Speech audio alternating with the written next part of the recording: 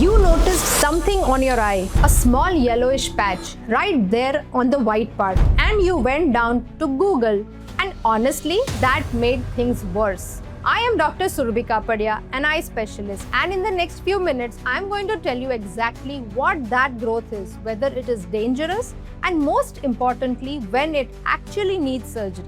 And when it absolutely does not. Because here's the thing, most people either panic or rush to remove something that didn't need removing, or they ignore something that genuinely needed attention. And today, you are going to know the difference. Let's start with a quick anatomy lesson. I promise it is quick.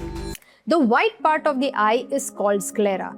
Covering it is a thin transparent layer which is the conjunctiva. Think of it like the protective film on your phone screen. Now this conjunctiva is exposed every single day to UV rays, dust, dry air, wind and pollution.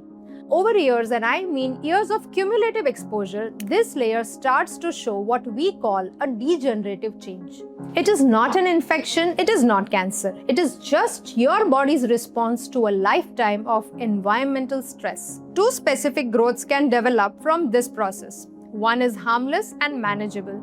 The other one you need to watch carefully. The first one is called Pinguecula. The second is Pterygium. And they both look similar enough that people confuse them all the time. But before I give you a visual way to tell them apart, let me tell you about Reena. Because her story is exactly why this distinction matters so much. Reena was 38, a software professional. She came to me convinced that she needed surgery. Someone had mentioned it. She was anxious. She'd already taken leave from work. But when I examined her, she had a pinguecula. Perfectly stable, no threat to her vision whatsoever. She did not need surgery. What she needed was a good pair of UV protective sunglasses and lubricating eye drops. That's it. So pinguecula, it's small, yellowish, slightly raised patch on the white part of your eye. ये actually बहुत ही common है, especially in India, where UV exposure is high and we spend a lot of time outdoors.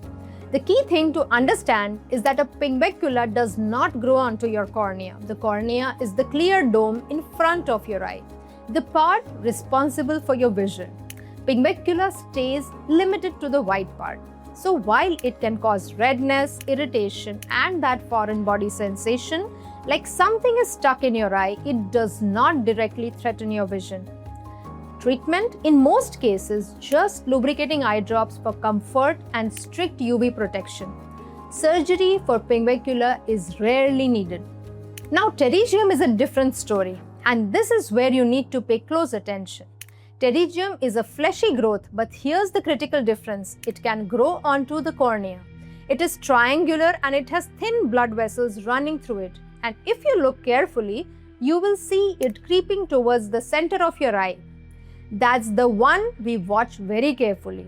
It is also called surfer's eye because it is extremely common in people who spend long hours outdoors in UV heavy environments. Farmers, outdoor workers or people who commute on bike daily. In India, ये बहुत ज़्यादा मिलता है. Symptoms include redness and watering, and as it grows closer to the center of your cornea, it can actually blur your vision and cause astigmatism. That's when it becomes a real visual threat, but not just a cosmetic one. Now, I get this question constantly. Doctor, can I use home remedies to make it go away? The straight answer is no. Neither pinguecula nor pterygium will disappear with home remedies. What home care can you do to prevent them from getting worse? The growth itself. That is not reversible without medical intervention. So when exactly does pterygium need surgery? I'm going to give you 4 clear signs you might want to screenshot this. Number 1, the growth is significantly progressing towards the visual axis, the center of your cornea. Not just touching the edge, but moving towards the center.